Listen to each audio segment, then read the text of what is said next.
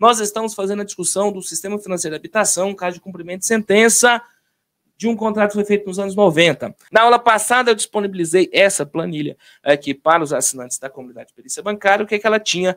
Ela tinha os coeficientes de equiparação salarial, que foram juntados ao processo, que estavam no extrato de evolução. Por que eu preciso desse coeficiente de equiparação salarial? Porque a prestação, de acordo com o que nós lemos na aula passada, a prestação ela vai ser corrigida de acordo com o coeficiente de equiparação salarial. E eu também disponibilizei para o pessoal esse quadro resumo. Esse quadro resumo que traz as informações básicas sobre o processo em si e, consequentemente, eu inclusive mostrei como calcular o encargo, ou seja, como calcular o que o cliente efetivamente iria pagar para esse contrato. Então, para essa nossa aula número 151, o que eu vou fazer? Eu vou apenas alterar o número desse material e vamos continuar nossa evolução a partir dessa informação aqui. Vou chamar ele de material feito em aula. E aí, é importante que você lembre que ao final dessa aula, os assinantes da comunidade de perícia bancária receberão esse material. Esse material será entregue mediante senha, uma senha que será dita em algum momento aleatório dessa nossa aula, perfeito? Então, vou compartilhar com vocês aqui. Agora, a gente já começa o material da aula 151. Então, para que a gente possa evoluir nessa nossa conversa, né, que a gente possa ter uma boa evolução, a primeira coisa que eu preciso que você se lembre é o seguinte, olha, nós estamos fazendo um caso, de cumprimento de sentença de SFH. Nesse cumprimento de sentença, o que aconteceu? Restou evidenciado no processo, inclusive isso feito pelo perito judicial e também dos extratos que foram apresentados pela Caixa Econômica Federal, a existência de amortização negativa. E, mesmo sendo do Rio de Janeiro, onde a maior parte dos peritos não sabe que dentro da tabela Price existe capitalização de juros por si, o fato de ter havido a amortização negativa, que é a forma mais fácil de capitalização de juros, isso foi informado pelo perito no processo, o perito na fase de conhecimento, consequentemente, na sentença, o juízo veio falando o seguinte, olha, afasta-se a capitalização pela amortização negativa. Então, eu preciso que você entenda que cada caso é um caso, não tem como você achar assim, e eu falei isso na primeira aula, na aula teórica, acho que foi 148, sobre SFH, que sempre haverá uma particularidade quando você estiver trabalhando com SFH. Nesse caso, o que foi decidido em sentença é que é para afastar a capitalização de juros pela amortização negativa, ou seja, não está se afastando a capitalização de juros simplesmente pela adoção da tabela Price, está se afastando apenas a amortização negativa. Então, o cálculo continua sendo feito pela tabela Price, mas a capitalização pela amortização negativa deverá ser expurgada neste caso. Então, quando você pegar um caso para você fazer o cumprimento de sentença, lembrando que nós estamos como perito judicial, o seu papel é cumprir exatamente o que está determinado na sentença.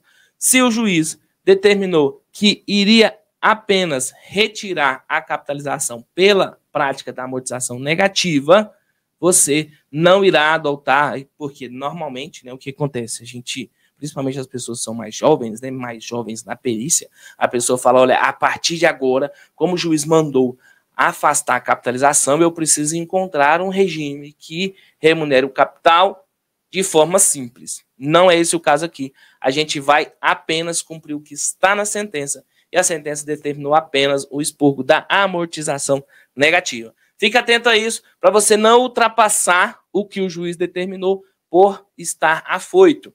Eu preciso te lembrar de uma coisa, e é uma coisa muito importante que tem me preocupado, porque a responsabilidade civil do perito está aí.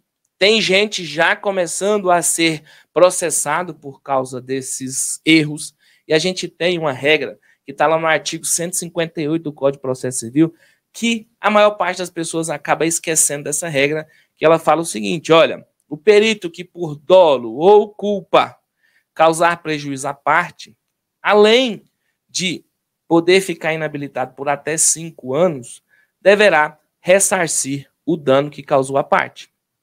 Eu preciso que você fique atento a isso, por quê? Porque os advogados estão começando, na verdade, a régua está subindo, e quando a régua vai subindo, outras teses precisam ser trabalhadas, e aí o perito que traz prejuízo para a parte, tanto faz se é por dolo, se ele queria trazer esse prejuízo para a parte, ou se é por culpa, ele vai ser responsabilizado. E na culpa, a gente tem 3 elementos que podem ser considerados culpa. Pode ser por imprudência, pode ser por negligência ou pode ser por imperícia. Imprudência, afoitamento. Negligência, falta de observação. E imperícia, falta de conhecimento técnico ou falta de habilitação técnica para aquele determinado fato. Então, não importa se o perito causou prejuízo para a parte, se foi porque ele queria ou se foi porque ele foi afoito, não tinha conhecimento técnico suficiente para a coisa, ou não tinha habilitação legal para a coisa, ou foi negligente. Em qualquer uma das situações, ele será responsabilizado civilmente por esse prejuízo que ele causou à parte. Então, na hora que você lê, eu preciso que você fique atento a isso, na hora que você lê a sentença, você vai se ater exatamente ao que foi determinado na sentença, se você está no cumprimento de sentença. Exatamente ao que foi determinado lá.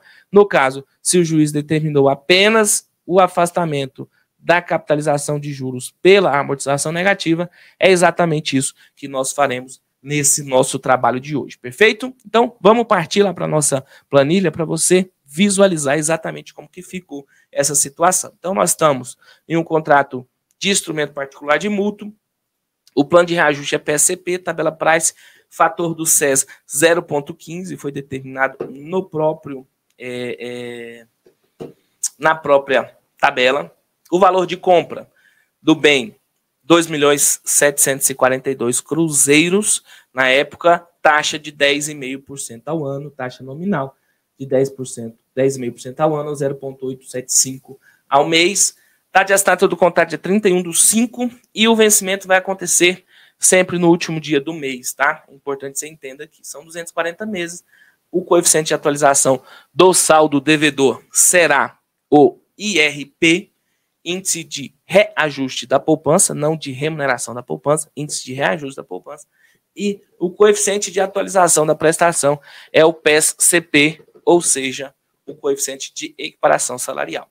Eu tenho uma composição da renda aqui que não vai fazer diferença para o nosso cálculo, já que, a essa época, o valor do seguro não era separado da forma que a gente faz atualmente. Primeira coisa que eu preciso que você faça. Primeira coisa que a gente vai fazer é buscar como atualizar esse indicador de correção monetária. Na aula passada eu falei para vocês que ele me fala que a atualização do saldo devedor vai se dar pelo índice de reajuste da poupança. Índice de reajuste da poupança, você sabe que é a TR. E aí, o que a gente vai fazer? A gente vai exatamente buscar essa TR. Onde que a gente vai buscar o indicador da TR? Edilson, a gente vai buscar o indicador da TR lá no sistema gerenciador de séries temporais do Banco Central. Então, entrou aqui no Google, vamos lá para o sistema gerenciador de séries temporais. Esse material faz parte da comunidade Perícia Bancária, de onde veio esse tem muito mais. Se você ainda não é assinante, o link para você fazer a assinatura está aqui na descrição do vídeo. Se você gostou desse conteúdo, curta esse vídeo, comente e se inscreva no canal. Toda segunda-feira às 17h07 temos uma aula ao vivo e prática sobre perícia bancária. Aqui na descrição do vídeo também tem um link para você se cadastrar e ser notificado para a próxima aula. Eu deixei também um vídeo para você que eu acho que você vai gostar e o YouTube está colocando outro vídeo para você assistir também. Clique para se inscrever no nosso canal. Te vejo na próxima semana. Um grande abraço.